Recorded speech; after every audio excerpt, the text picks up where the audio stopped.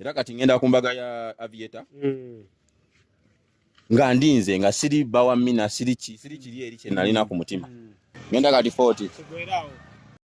no mubererawo motivational speaker wa Gonga Uganda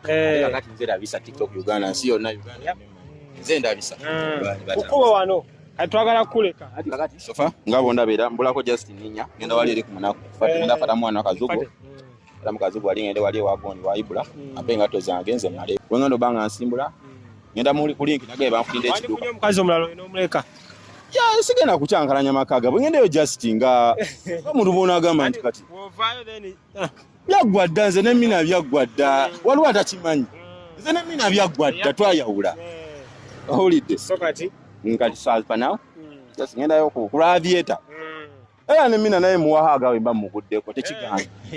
bino byansi abaze ndi sitakati ate baba nyantadde kati Labisa kati ogamba nkyaya ni abakazi bayaniranje ate kati nze nensawo egenda mu sente ze baagala bo ba sente baagala nensawo banjagalako nsawo kati goloza abakazi boza banjagalako ki banjagalako ensawo yange mugema ngendo tekanga sente ngenda kuba nti ze bisaawe ngenda kubamba wako kyemba wadde naye okusinga mmange gwe nsinga okukulembeza ono abayimbira muko abakyala kumina bamina jengera ku mukolo sigenda kuyimba wadde nze nina tune Kampala y'abampe naye sigenda kuyimba nze nina oluyimba kala ati sibajja ddu kubanja kugamba bugambi sanki kijja kuba kimu kiba kigwera simple as that teri nyo birala nego obudde sizini musame twete nafuta wano kere wa kano mwogenda okuleetera emmere storage esawo yaffe costume yaffe full kano kabo wono ba mu full costume waka kati zineno kati nze nsuka kuba nabakola mu office ndi executive kubanga executive kubajukira zile zabakola mu makusuti siri bana befula ba gentleman ziba wano ziko mama no be bano kati ba Aviator ba gentleman ne kati nze ndi kanono kakuganisa omuwala n'agamba nti omuyayo oyo bwe nkomawo kangende nauli akubiza ddala olede bali bansuuza ddala nsonga nti ndi blast niga ndi yalamani nyengera obwongo boboji sigala ndi wakabi ekegera wasitudde mu byendimu Mina ye bamututte ngenda ku mukolo gwabwe ngendayo Justin ngongera omuntu omulala okaba maziga agasembayo teri maziga genda kaba ne mutiko w'enkuba baamulabye ekyo kyokka kyamaze okulaga ensi nti sabadde musanyufu yenkuba gye baalabye era tewaba yagamba muno simanya bwe mukolo mbu kimanya biki empewo zabadde ready zino gana ekintu ky'empewo ekyo zigana zitya Mina muki mucho mix blood abuza bwatyo alimu buluneno guno musayi gwa bano ba Indian police bana bajjo kola lero police kachabo bazala mbatoro we bali eyo sezeyo koze lembaga line banze kitange be bapotanga kweze engude naba bayindi abo manager wata ya omusajja yazala mugondi mu mama Mina yali akwesa tata wange be bakola engudo za lero Indian police be babakola engudo kati tata wange kwe kyava kubanga nze ne Mina waliwe akakwata akanena akamanya omusayo omunene okugola bakale bali bato omukago tata wange ne tata wa Mina nti we mukula embere jja kubaawo bwe byali Mina java Mina mu Red Indian Mina mu Red Indian aba Red Indian ava butonga ina bawe kadi yaina chipampa we naye kati yanukanga blast naye akubanje ajja kuddawo naye agambe eti kyali omwana namugana naye yakati wali kuba kati rawe ndi walala mu kwa the background wetu befananye wechegera teina buzibu fenendo je kikola yetuva kati togereko kati ni ku luyimba Labisa omukulu yalukonye mu stamp ekigambo yakyongedde waggulu nnyo ate nga gwe CEO nze CEO Labisa nze brand kale nze kigambe lete ezo ziri nya ziri meka ziri mukaaga leta mukaaga bukino Labisa ziri mukaaga kaleto zo mukaaga yenze go yabadde agezaako laga abana Uganda lwansonga nti his excellency tajja sava yagambe nti kipampa omwavu mubataddeko mu muwendo cement si mumulabe kibadde kijja ayinagamba bugambi Labisa kati yataddeko bafefe busi bona baveno nabulagala tetulina bulagala ndiwe nabulagala straight out kakati bobo yamaze okukakasa eggwanga Uganda nti nze Labisa era yantadde kati kampuni ezire eyo zirinza okumpa investment oba ziri ku kibanna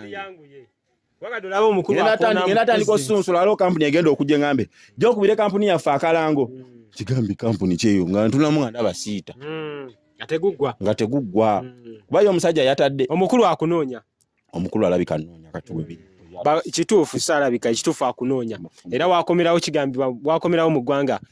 essaawa yonna g'omu ku bantu balina osooka okulaba kiwulikika kitya ligenda kuba ssanyu ddene nnyo eryaggwanga Uganda kati nze sofa mbikoleredde so kubeera so excited n'Abannayuganda babeera excited ku lwange lwakipampa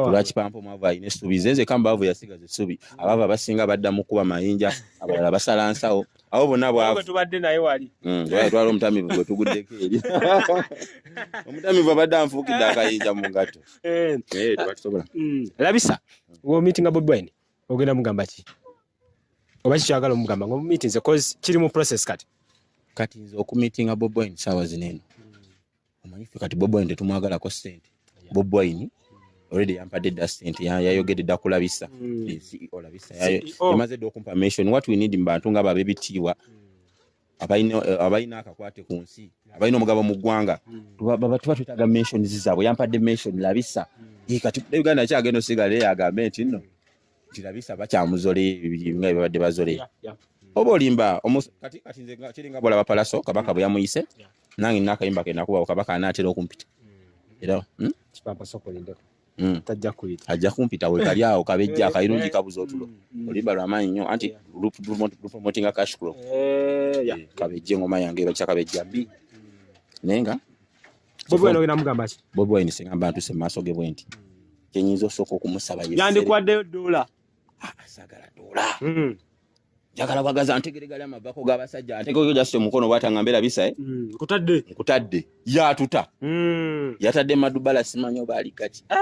takyabuuza nabuuza Madubala takyabuuza genda buuza abantu ze Bobi Wine ne bwantanga nasigalamu nga bwendi okitegeera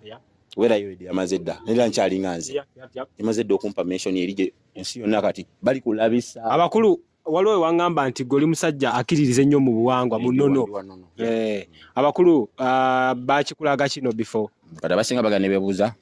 kikala kyoyambala ekyo kibite tukyagala waliwo kalembi tujagijjako ne kala waliwo kalembi simbi kala eno jasiti kati ngafa abasamize wano mbamu bwa musoke musoke yakola atya musoke basajja batuusa mu buwanguzi